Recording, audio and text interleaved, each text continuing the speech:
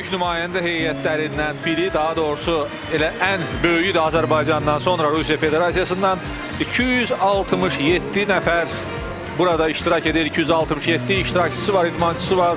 Onların 157'si kişilərin yarışında və 110'u qadınların yarışında mübarizə aparacaq və onu da qeyd edək ki, elə Belarus'a, Qazaxstana aid olan sözləri eyni ilə Rusiyaya da aid etmək mümkündür. Çünki məhz Rusiya idmançıları əsas favorit sayılırlar bir sıra yarışlarda və həm də ümumi komanda sıralamasında. Və artıq onlar ümumi hesabda da birinci yerə çıxıblar.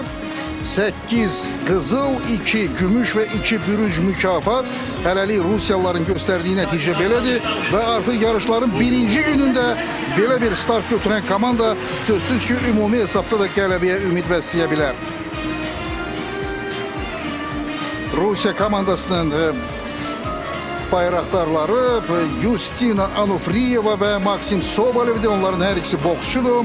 Böyük nümayəndə